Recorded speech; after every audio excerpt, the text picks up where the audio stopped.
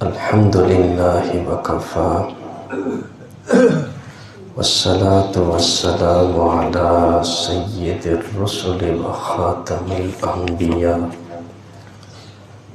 وعلى آله وأصحابه الأتقياء، أما بعد. أعوذ بالله من الشيطان الرجيم. بسم الله الرحمن الرحيم. أتأمرون الناس بالبر وتنسون أنفسكم وأنتم تتلون الكتاب أفلا تعقلون. صدق الله العظيم. اللهم صل على سيدنا ومولانا محمد وعلى آل سيدنا ومولانا محمد وبارك وسلم ثم صل عليه.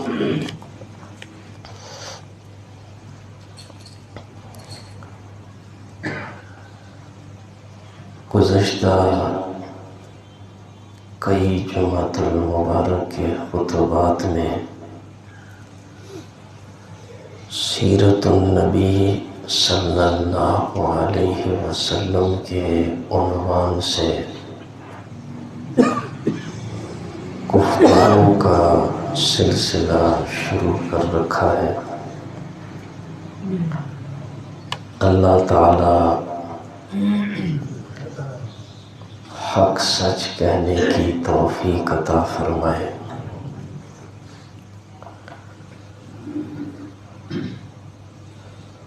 سیرت کا یہ عنوان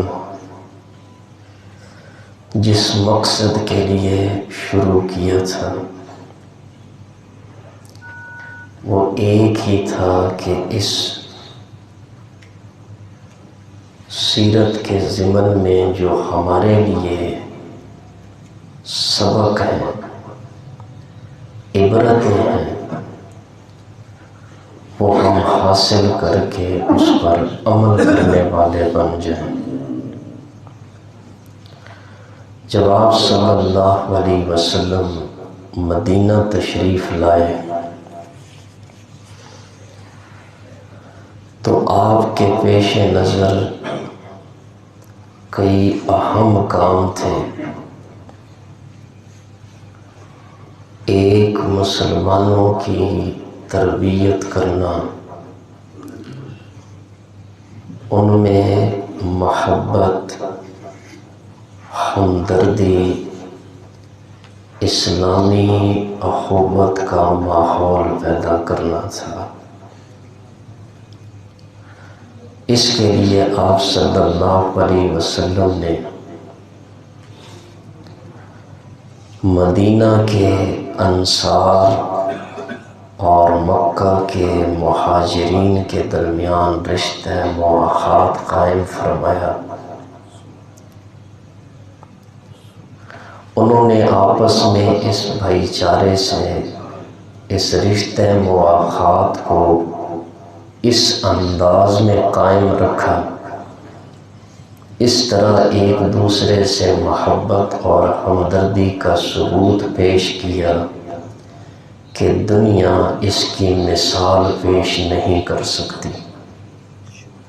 تفصیل سے گزشتہ جمعہ اسی پر ہو چکا۔ دوسرا اہم کام جو رسول اللہ صلی اللہ علیہ وسلم کے پیش نظر تھا وہ تھا مدینہ کی سیاسی حالت کو بہتر بنانا، مدینہ میں امن و امان قائم کرنا۔ اس لیے کہ مدینہ میں اگر آپ علیہ السلام کے جانثار بے شمار تھے تو دوسری طرف اسی مدینہ میں ازلی بدبخت یہود بھی بڑی تعداد میں آباد تھے۔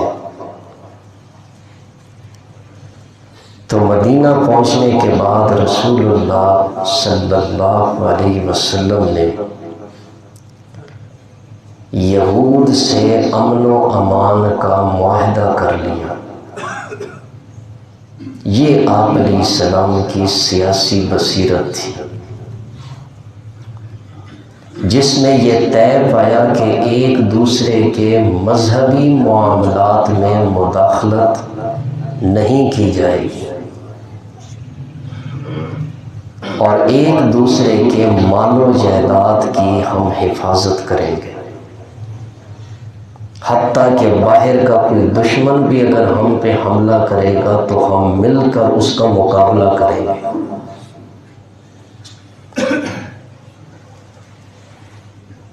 تو آپ علیہ السلام نے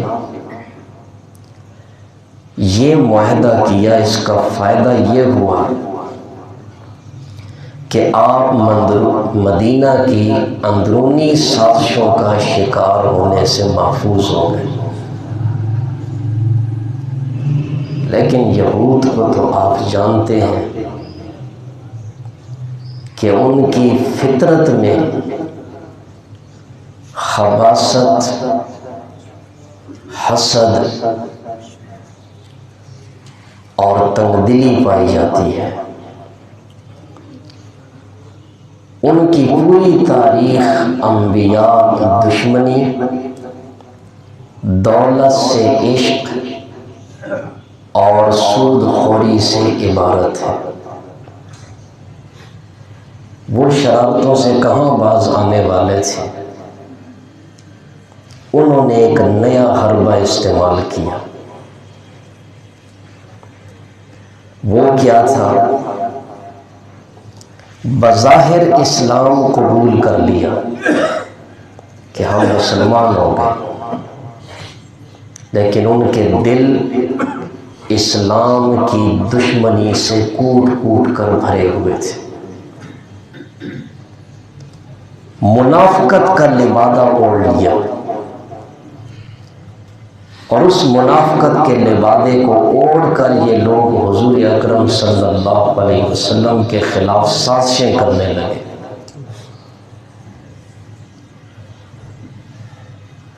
اور آپ تاریخ پڑھ کر دیکھ لیں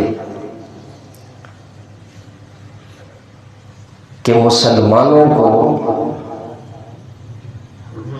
جتنا نقصان یہودیوں اور منافقوں نے پہنچایا ہے، دنیا کی کسی قوم نے بھی نہیں پہنچایا۔ اس لیے اللہ کے اس بے عیب کتاب کو اگر آپ کبھی پڑھیں، اسے پڑھا بھی کریں، یہ اللہ نے ہمارے لیے بھیجی ہے، اس کی تلاوت بھی کریں، اسے سمجھ کر بھی پڑھیں۔ جیسے قرآن نے خود کہا کتاب انزلناہ الیک، ہم نے اس کتاب کو نازل کیا، مبارک بابرکت کتاب ہے۔ یا اللہ کس لیے نازل کیا؟ فرمایا لیدبروا آیاتہ، اس کی آیات میں غور و فکر کرو، اسے سمجھو اور سمجھ کر اسے پڑھو۔ اللہ نے قرآن میں بے شمار مقامات پر یہودیوں اور منافقین کا ذکر کیا ہے، اور اللہ نے یہود کے اور منافقین کی خصلتیں، ان کی علامات کھول کھول کر بیان کر دی ہے، تاکہ مسلمان یہود کی ان شرارتوں سے، خباثتوں سے اپنے آپ کو بچا سکے۔ اور اللہ نے اہل ایمان کو حکم دیا یا ایھا الذین آمنوا لا تتخذوا اليہود والنصارى اولیاء، میرے مومن بندوں یہودیوں اور عیسائیوں کو دوست مت بنانا۔ بعضهم اولیاء و بعض، وہ آپس میں ایک دوسرے کے دوست ہیں، وہ تمہارے دوست ہو ہی نہیں سکتے۔ یوں تو سارے کافر آپ دیکھیں اسلام کے، مسلمانوں کے دشمن ہیں، لیکن خاص طور پر یہود، اس کی جو مسلمانوں سے دشمنی ہے وہ انتہا درجے کی ہے۔ صرف اسی پہ آیات پڑھنے لگ جاؤں تو وقت ختم ہو جائے۔ اللہ نے خود فرمایا لَتَجِدَنَّ أَشَدَّ النَّاسِ عَدَاوَةً لِلَّذِينَ آمَنُوا الْيَهُودَ۔ تم اگر مسلمانوں کی دشمنی میں کسی قوم کے سخت پاؤ گے تو وہ سب سے پہلی قوم یہودی قوم ہے، جو مسلمانوں سے دشمنی میں سر فہرست ہے۔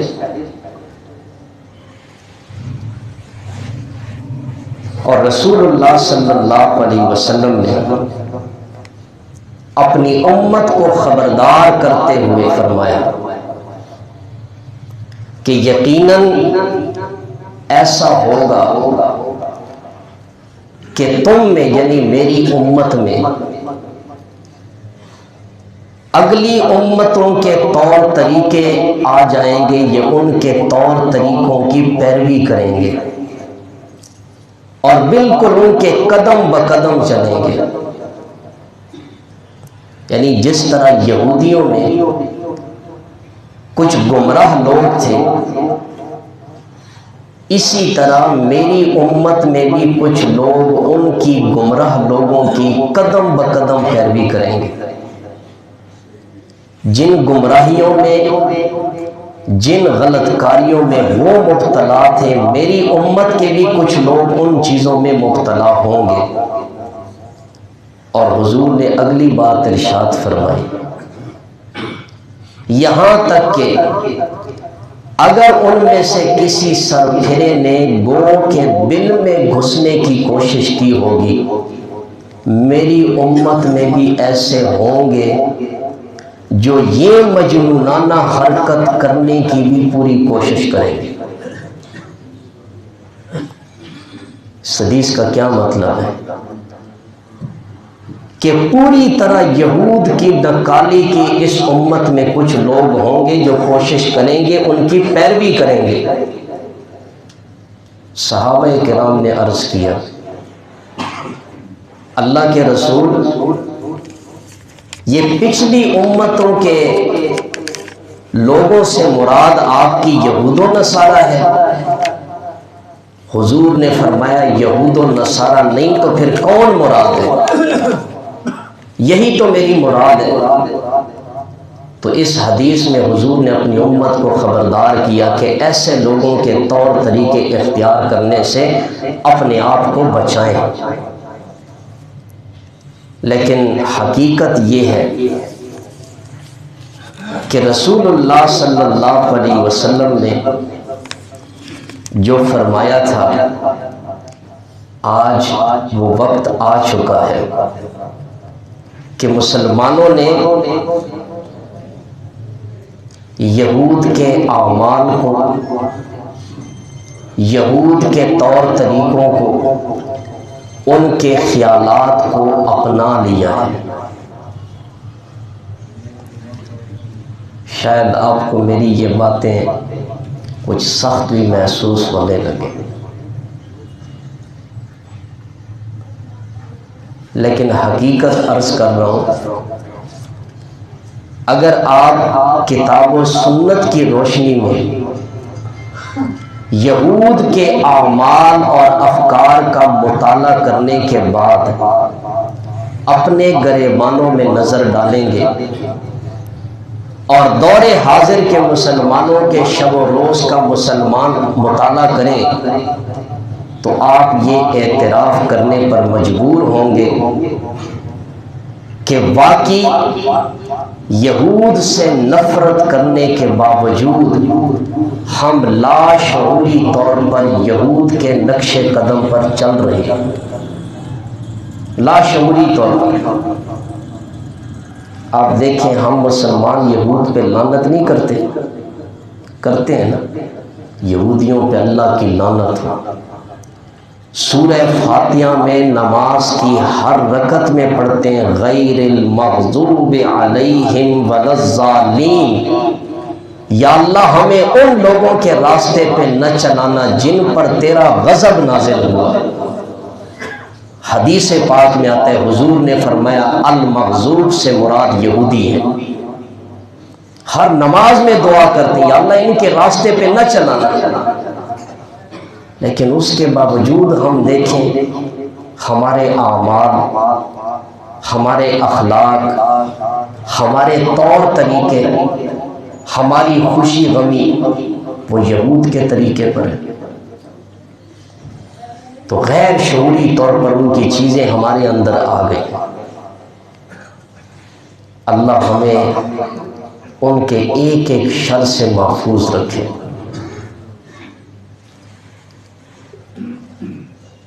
وہ خرابیاں جو رب ذوالجلال نے یہود کے علماء اور پیروں کی قرآن میں بیان فرمائی ہے، آج کل کے نام نہاد علماء سوء اور پیروں کو آپ دیکھیں تو ان میں بھی وہی علامات ہوں گی جو یہود کے علماء میں تھی. آپ کہیں گے علماء کی بات کر رہے ہیں، یاد رکھیں علماء بھی دو قسم کے، اور میں نہیں کہہ رہا، یہ قرآن کی بات ہے.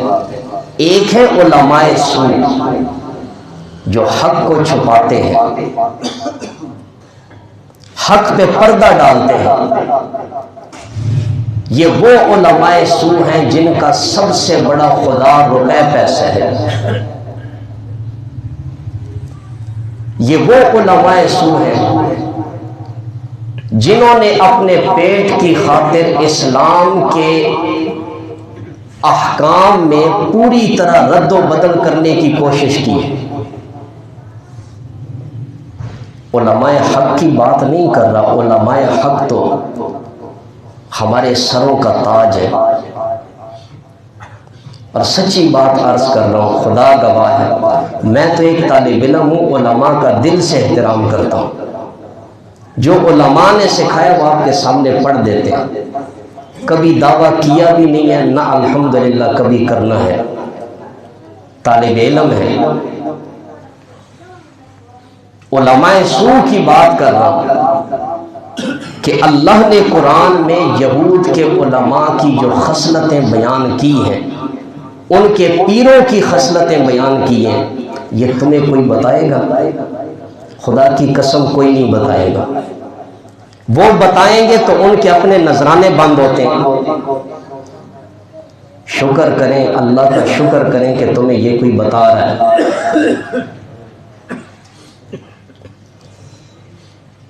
پہلا پارہ ہے، سورہ بقرہ ہے. اللہ کریم فرماتے ہیں اتامرون الناس بالبر. یہود کے علماء کی بات ہو رہی ہے. تم لوگوں کو نیکی کا حکم دیتے ہو، وَتَنْسَوْنَ أَنفُسَكُمْ، مگر اپنے آپ کو بھول جاتے ہو.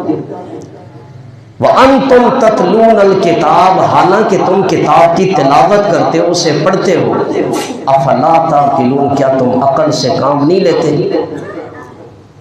یہود کے علماء لوگوں کو واعظ و نصیحت کرتے تھے، نماز کا حکم دیتے تھے لیکن خود نہیں پڑھتے تھے. وہ لوگوں کو اخلاق کا درس دیتے تھے، ان کے علماء میں خود اخلاق نہیں تھے. وہ لوگوں کو عاجزی کا درس دیتے تھے، خود متکبر تھے. وہ لوگوں کو عمل کی دعوت دیتے تھے، خود عمل سے خالی تھے. کیا آج ایسے علماء سوء موجود نہیں ہیں جن کی آپ تقریریں سنیں، واعظ سنیں، لیکن ان کی نجی زندگی کو دیکھیں تو عمل سے خالی ہو؟ اور اس میں ایک بات اور بھی عرض کر دوں، اگر کوئی ایسا عالم نام نہاد، علماء حق تو علماء حق ہے، جہاں علماء سوء کسی جگہ پہ، کسی مقام پہ، کسی مسجد میں جاتے ہیں تو یقین کریں ان کے اس علم کو صحیح طور پر لوگوں کو نہ بتانے کی وجہ سے پورے معاشرے میں بگاڑ پیدا ہوتا ہے. لوگوں کے عقائد بھی خراب ہوتے ہیں، لوگوں کے کردار کو بھی خراب کر دیتے ہیں۔ اور اس میں ایک بنیادی وجہ اور بھی ہے کہ ہمارے مساجد میں کئی مسجدیں ایسے ہیں جن میں سند یافتہ علماء ہی نہیں ہیں۔ ایک دو درجے پڑھ لیے، ایک دو کتابیں پڑھ لی اور منبر رسول پہ آ کر وہ لوگوں کو واعظ و نصیحت کرتے ہیں۔ اس میں قصور کس کا ہے؟ انتظامیہ کا نہیں ہے۔ جس عالم کو آپ اپنی مسجد میں رکھنے لگے ہیں، جس سے آپ کے پورے معاشرے کا ایک نظام تبدیل ہوگا، کم از کم یہ تو دیکھیں اسے قرآن و حدیث کا علم ہے، اس کے پاس کوئی سند ہے۔ نیم ملا کیا ہوتا ہے؟ ایمان کا خطرہ بن جاتا ہے۔ جسے قرآن و حدیث پر مہارت ہی نہیں ہوتی، ایک بات ادھر سے پکڑ لی کہ ادھر سے پکڑ لی۔ اس لیے خدا را اپنی مساجد میں جو اہل علم حضرات رکھیں تو کم از کم ان کی سند بھی دیکھ لیا کریں کہ یہ عالم ہے صحیح۔ کسی قاری کو رکھنے لگے تو پہلے دیکھیں تو صحیح اس کے پاس تجوید کی سند موجود ہے، کیا کمی ہے اہل علم کی؟ الحمدللہ اچھے سے اچھے علماء موجود ہیں، اچھے سے اچھے قاری موجود ہیں۔ جو مدارس کی ڈیوٹی ہے الحمدللہ وہ 100 میں سے 101% سر انجام دے رہے ہیں۔ اب ہماری ذمہ داری یہ ہے کہ ہم اس سے فائدہ اٹھائیں، اہل حق علماء کو اپنی مساجد میں لائیں۔ تو عرض کر رہا تھا کہ یہود کے علماء کی ایک خامی یہ تھی کہ وہ بے عمل تھے، اور رسول اللہ صلی اللہ علیہ وسلم جو دین کے داعی اور مبلغ تھے، آپ سب سے پہلے خود عمل کرتے تھے، پھر لوگوں کو دعوت دیتے تھے۔ اور یہی علماء حق کی نشانی ہے، جو زبان سے کہتے ہیں خود بھی اس پہ عمل پیرا ہوتے ہیں۔ تو یہ قرآن نے یہود کے علماء کی خامی بتائی ہے۔ دوسری خرابی جو قرآن نے یہود کے علماء کی بتائی ہے وہ یہ ہے کہ وہ برائیوں سے منع نہیں کرتے تھے۔ معاشرے میں اگر کوئی برائی دیکھتے نا، کوئی سی بھی برائی ہو تو اس سے سمجھوتا کر لیتے تھے، اس پہ بولتے نہیں تھے، لوگوں کے ساتھ بلکہ شامل ہو جاتے تھے۔ بنیادی وجہ یہ تھی کہ وہ لوگوں سے لالچ رکھتے تھے۔ اب جہاں لالچی عالم ہوگا، اللہ ہمیں اس لالچ سے محفوظ رکھے۔ خدا کی قسم جس عالم میں اہل علم میں لالچ آ گئی نا، وہ کبھی لوگوں کو دین نہیں بتا سکتا۔ اسلام میں کیا ہے؟ غیرت ہے، اس کا بدلہ اللہ کی ذات سے لینا ہے۔ اس لیے سارے انبیاء نے کیا کہا تھا؟ قُلْ لَا أَسْأَلُكُمْ عَلَيْهِ أَجْرًا، میری قوم والوں یہ جو میں تمہیں واعظ و نصیحت کر رہا ہوں یہ کوئی تم سے تنخواہ لینے کے لیے نہیں کر رہا، میں تم سے کوئی اجرت نہیں مانگتا۔ ان اجری الا علی اللہ، اس کا اجر میرا رب مجھے خود دے گا۔ جب ایسے علماء آئیں گے تو پھر حق بتائیں گے۔ تو وہ خود لالچی تھے، اللہ نے قرآن میں ان کا ذکر کیا، لولا ينهاهم الربانيون والاحبار عن قولهم الاسم واكلهم السحت۔ یہ جو یہود کے بڑے بڑے علماء ہیں، درویش اور پیر ہیں، یہ لوگوں کو گناہ سے اور حرام کھانے سے منع کیوں نہیں کرتے؟ لبیس ما کانوا یصنعون، بہت برا ہے جو کچھ وہ کر رہے ہیں۔ تو اس سے معلوم ہوا کہ علماء حق کی پہچان ہے کہ وہ معاشرے میں جس برائی کو دیکھیں اس برائی کا خاتمہ کرنے کی کوشش کریں۔ اگر وہ سود کی برائی ہے، وہ رشوت کی برائی ہے، وہ بدکاری کی برائی ہے، وہ خوشی غمی کے موقع پر اسلام کے خلاف رسومات ہیں، تو اہل حق علماء کی یہ ذمہ داری ہے کہ وہ لوگوں کو بتائیں یہ چیزیں اسلام کے خلاف ہیں، اگر یہ کرو گے تو اللہ کی غضب کو دعوت دے رہے ہو۔ تو آج یہ ڈیوٹی علماء کی ہے، الحمدللہ علماء حق اسے پورا کر رہے ہیں۔ علماء سو اس پر بھی پردہ ڈالے ہوئے، وہ لوگوں کو حرام بتاتے، غیر اللہ کی نظر و نیاز حرام ہے، لوگوں کو بتائیں گے تو پھر خود کیا کھائیں گے؟ عقیدہ نہیں ہے نا، عقیدہ بگڑ جائے عالم کا تو پھر وہ عوام کو کیا بتائے گا؟ اللہ ہمیں اچھے علماء نصیب کرے۔ اب قرآن کی باتیں میں عرض کر رہا ہوں۔ تیسری بات اور آخری بات، بہت ساری چیزیں قرآن نے ذکر کی ہیں، اللہ نے توفیق دی تو میں انشاءاللہ یہود کے علماء اور ان کے عوام کی ایک ایک خرابی اور ایک ایک خباثت جو قرآن نے ذکر کی وہ آپ کے سامنے رکھوں گا تاکہ اللہ ہمیں ان سے محفوظ رکھے۔ تیسری خرابی یہود میں توہم پرستی، سحر، جادو، ٹونے ٹوٹکے، یہ یہود کا ایک اہم شعبہ تھا، اور سب سے زیادہ تعویذات اور جادو جس کام کے ان کے اندر ہوتے تھے وہ جوڑ توڑ کے ہوا کرتے تھے۔ اب اس کا بھی ذکر پہلے پارے میں موجود ہے، جہاں حضرت سلیمان علیہ السلام کا ذکر اللہ نے کیا، 12واں رکوع ہے، سورہ بقرہ ہے، کہ یہود کے لوگ جو جادو کرتے تھے کس کام کے لیے؟ کسی کو کسی سے ملانے کے لیے اور کسی کو کسی سے جدا کرنے کے لیے جادو کرتے تھے تاکہ میاں بیوی میں جدائی پڑ جائے۔ جادو کرتے تھے اور لوگوں سے کہتے تھے تم چاہو تو تمہارے محبوب کو تمہارے قدموں میں لا کر رکھ دیں جادو کے ذریعے۔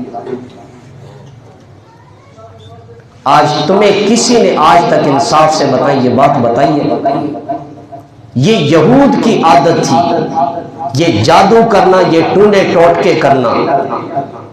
آج اس امت میں تو نہیں ہے۔ بابوں کی تصویریں، ان کے فون نمبر ہر دیوار پہ لگے ہوئے ہیں، جو چاہتا ہے محبوب قدموں میں آئے تو میرے ساتھ رابطہ کرے۔ کیوں؟ ہمارے اندر یہ چیزیں آ گئی ہیں، جس چیز کی مانگ ہوتی ہے اسی کا اشتہار لگتا ہے۔ عملیات کی، جادو ٹونے ٹوٹکے کی مانگ ہے، اس لیے ہر بندے کو دیکھیں اگر تھوڑی سی پریشانی آئے نا تو کہتے ہیں لگتا ہے کسی نے جادو کر دیا۔ کاروبار تھوڑا سا ڈاؤن ہو جائے، میرے اوپر کسی نے جادو کر دیا، فوراً پیروں کے پیچھے بھاگنے لگ جاتے ہیں۔ اللہ کے بندوں، مومن کے لیے امتحان بھی تو ہے، کیا سمجھتے ہیں ہر وقت رزق کی فراوانی ہو؟ کبھی غریبوں کو بھی دیکھ لیا کرو تو شکر کا جذبہ پیدا ہو جائے، یہ جادو ٹونے ٹوٹکے کی طرف ذہن بھی نہ جائے۔ ایسے بھی تو ہیں جن بیچاروں کو صبح کا کھانا ملتا ہے، شام کا نہیں ملتا۔ اللہ نے ہر چیز کا امتحان رکھا ہے، مالی امتحان بھی رکھا ہے۔ کبھی کبھی اللہ غربت میں مبتلا کرتے، میرا بندہ شکر کرتا ہے، صبر کرتا ہے یا واویلا کرتا ہے۔ کبھی اللہ جسمانی تکلیفیں دے کر آزماتے ہیں، میرا بندہ میرا شکوہ کرتا ہے یا اس چیز پر میرے فیصلے پر راضی رہتا ہے۔ تو یہ اللہ کی طرف سے امتحانات ہوتے ہیں، اس لیے ہر جگہ پہ یہ نہ کہا کرے میرے اوپر اثرات ہے، جادو ہے۔